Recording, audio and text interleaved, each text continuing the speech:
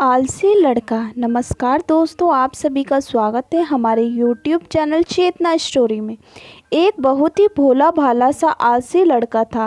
वह कोई काम नहीं करना चाहता था, बस खाना खाता, घूमता और सोता रहता था।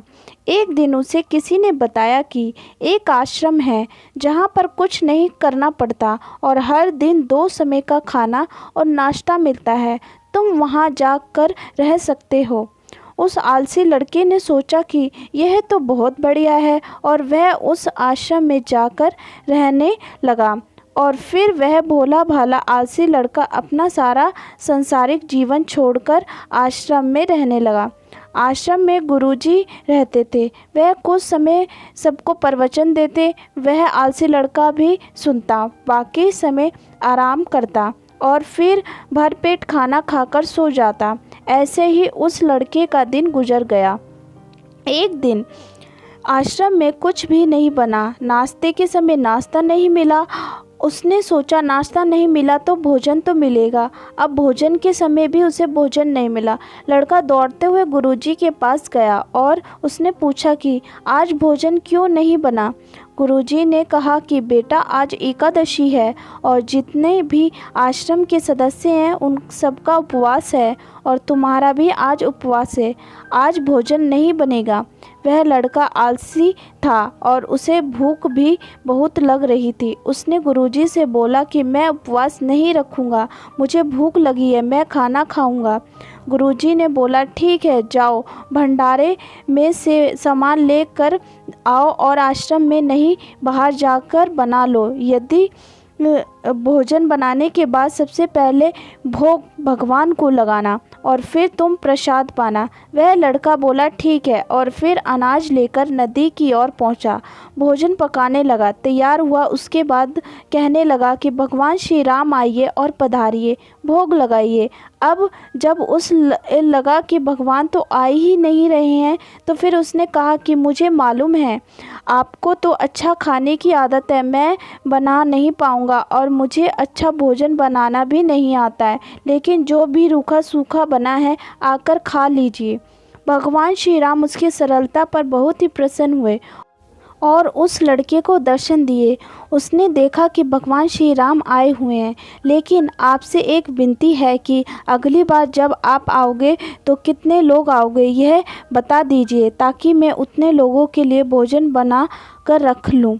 भगवान श्री राम मन ही मन मुस्कुराए और फिर अंतर्ध्यान हो गए, क्योंकि उस लड़के ने 2 ही लोगों का भोजन बनाया था, एक अपना और एक भगवान का। उनके साथ माता सीता भी आई थी, तो वह भूखा रह गया। लड़का फिर आश्रम में गया। दिन बीत गए और फिर एकादशी का दिन आया और इस बार उसने 3-4 लोगों के लिए अनाज लेकर खाना बनाने के लिए नदी किनारे पहुंच गया और उसने बड़ी प्रसन्नता से भोजन बनाया और इंतजार करने लगा कि प्रभु आएंगे और भोग लगाएंगे। इस बार लड़का देखता है कि भगवान श्री राम पूरे दरबार के साथ आए हैं। जैसे ही माता सीता, लक्ष्मण, भरत, हनुमान जी और सभी लोग आए हैं। लड़के ने 3-4 लोगों का भोजन बनाया था और इस बार भी भोजन कम पड़ गया। लड़के ने निराशा होकर भोजन को प्रभु के आगे रख दिया। उन्होंने भोजन किया और फिर चले गए और इस बार भी लड़का फिर से भूखा रह गया। अब लड़का फिर आश्रम गया। दिन बीत गए और फिर एकादशी का दिन आया और इस बार गुरुजी से कहने लगा कि गुरुजी, मुझे इस बार थोड़ा ज़्यादा अनाज चाहिए। ये इतने सारे अनाज का क्या करता है? गुरुजी सोचने लगे कहीं ये बेचता तो नहीं है।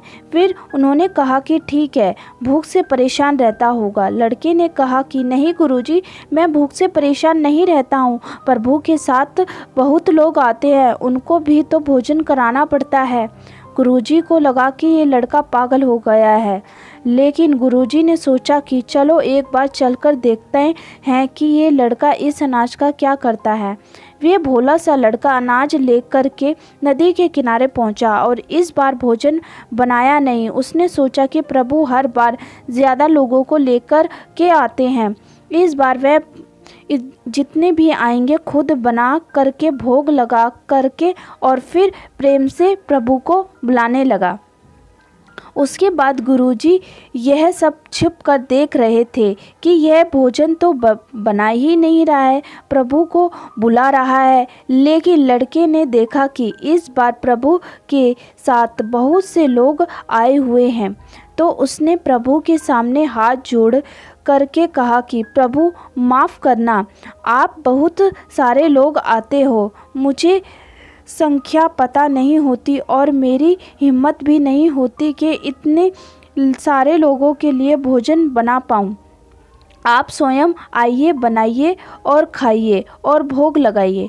प्रभु मुस्कुराते हुए और अपने साथ आए सभी के साथ मिल करके भोजन बनाते हैं। उसके बाद देखते हैं क्या होता है। गुरुजी यह सब छुप कर देख रहे थे और फिर लड़के के पास आ करके कहते हैं कि तुम यह क्या कर रहे हो। लड़का कहता है कि गुरुजी, आपको दिखाई नहीं दे रहा कि भगवान श्री राम पधार चुके हैं और माँ सीता आई हुई हैं, हनुमान जी आए हुए हैं और भी सभी लोग आए हुए हैं, भोजन बना रहे हैं। तो उसके बाद गुरुजी बोले कि पागल हो गया है कि मुझे तो कोई भी नहीं दिख रहा। उसके बाद लड़का गुस्सा हो गया और बोला कि प्रभु, आप यह क्या कह रहे हो? एक तो मुझे भूख लग रही है और गुरुजी को दर्शन नहीं दे रहे हो, जो मुझे पागल समझ रहे हैं। कृपया करके गुरुजी को भी दिख जाओ। भगवान बोले, नहीं, मैं इन्हें नहीं दिख सकता। लड़का बोला, क्यों नहीं दिख सकते? मेरे गुरुजी तो बहुत महान हैं, बहुत बड़े ज्ञानी हैं और ज्ञाता भी हैं। भगवान बोले, हाँ, ज्ञानी और ज्ञाता होंगे, लेकिन तुम्हारी तरह सरल नहीं है। जो सरलता तुम में है वह तुम्हारे गुरुजी में नहीं है।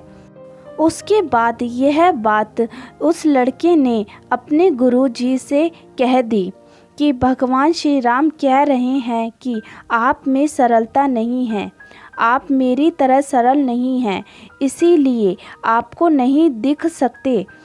गुरुजी की आंख नम हो गई और रोने लगे कि और बोलने कि बिल्कुल सही कहा, मेरे अंदर तुम्हारी जितनी सरलता नहीं है।